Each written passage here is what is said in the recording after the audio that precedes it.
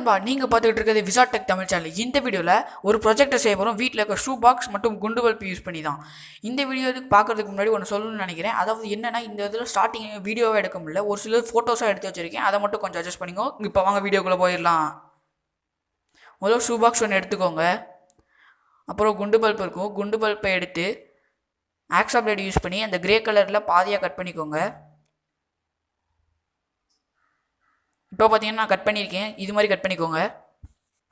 அப்புறம் screw driver use பண்ணி அது உள்ளுக்குள்ள இருக்க கிளாஸ் பீசஸ்லாம் உடச்சி பேப்பரில் போட்டுக்கோங்க. பேப்பரில் போட்டதுக்கப்புறம் அதை மடித்து டஸ்ட்பினில் போட்டுருங்க. இப்போ சாண்ட் பேப்பர் யூஸ் பண்ணி இந்த கிரே கலரில் இருக்கிறத மட்டும் சாஃப்ட் பண்ணிக்கோங்க, ஏன்னா உங்கள் கையை அழுத்துரும். இப்போ கொஞ்சோண்டு தண்ணி எடுத்து அந்த இதில் ஊற்றிடுங்க. குண்டு பல்ப்புக்குள்ளே ஊற்றி கொஞ்சோண்டு ஷேக் மட்டும் வாஷ் பண்ணி ஊற்றிடுங்க. அந்த தண்ணியையும் உள்ளுக்குள்ள இருக்க கிளாஸ் பீசஸ்லாம் அப்படியே போயிடும். இப்போ ஷூ பாக்ஸ் எடுத்துக்கோங்க. அந்த குண்டு பல்ப் அளவுக்கு கரெக்டாக வரைஞ்சிக்கோங்க.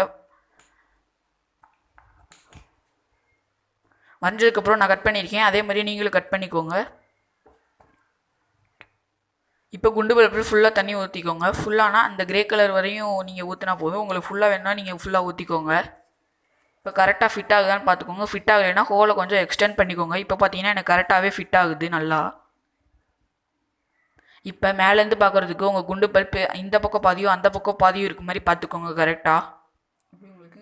இந்த இடத்துல பார்த்தீங்கன்னா நம்மளுக்கு அட்டை பொட்டி பீறதுக்கு வாய்ப்பு இருக்குது. இதை ரொம்ப நாள் யூஸ் பண்ண போகிறோம் நம்ம. இப்போ செலோ டேப் எடுத்து இந்த உங்களுக்கு வேணால் நீங்கள் ஒட்டிக்கலாம். நீங்கள் வந்து அந்த கிரே கலரில் இருக்கிறதையும் அந்த பாக்ஸோடு சேர்த்து ஒட்டிடுங்க. பல்ப்பு மேலே ஓட்டாதீங்க, கிளாஸ் மேலே. அப்போ உங்களுக்கு ப்ரொஜெக்ஷன் சரியாக தெரியாமல் போகிறதுக்கு வாய்ப்பு இருக்குது.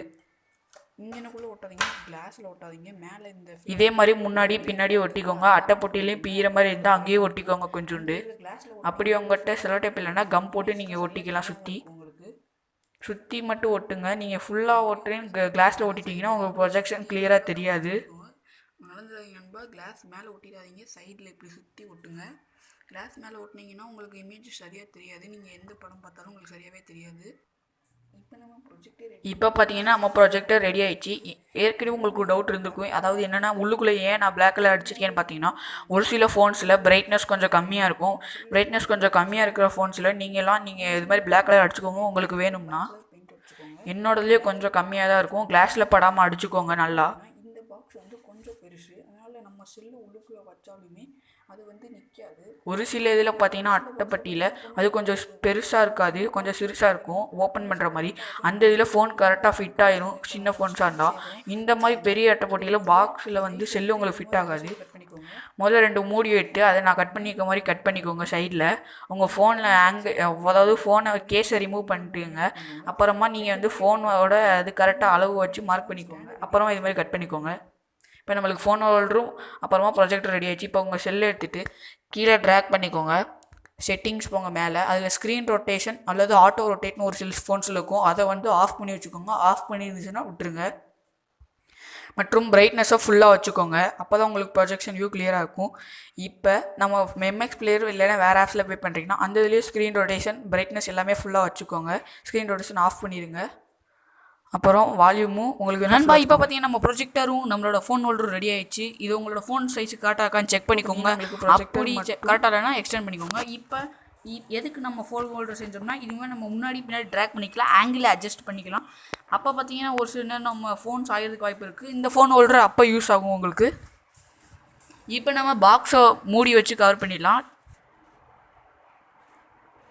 இப்போ பார்த்தீங்கன்னா நம்மளுக்கு தெரியுது, செல்லை வைக்கும்போது நீங்கள் ப்ளே பண்ணுற வீடியோ பார்த்தீங்கன்னா இன்வெர்ட்டடாக இருக்கணும். தலையீழாக இப்படி வைக்கணும் நீங்கள். அப்போ தான் அந்த இமேஜ் வந்து என்னோட ஸ்க்ரீனில் வந்து கரெக்டாக டேரெக்டாக தெரியும். அதை மறந்துடாதீங்க, இன்வெர்ட்டடாக வைக்கணும்.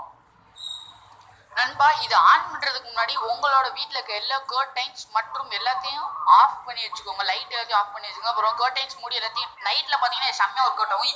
இப்போ பார்த்தீங்கன்னா நம்ம மொபைலில் நல்லா இருக்கு.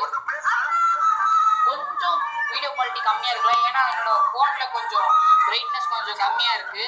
பாருங்கள், வால்யூம் ஃபுல் வால்யூம் வச்சுக்கோங்க ஃபோனில். பாருங்கள், இது வேற கொஞ்சம் டே டைம் வேற, அதனால கொஞ்சம் கிளியராக தான் தெரியும். நண்பா, இந்த வீடியோ பிடிச்சிருக்குன்னு நினைக்கிறேன். பிடிச்சிருந்தா லைக் பண்ணுங்கள், கமெண்ட் பண்ணுங்கள், ஷேர் பண்ணுங்கள். மற்றும் நம்ம சேனல் சப்ஸ்கிரைப் பண்ணாதவங்க சப்ஸ்கிரைப் பண்ணிக்கோங்க.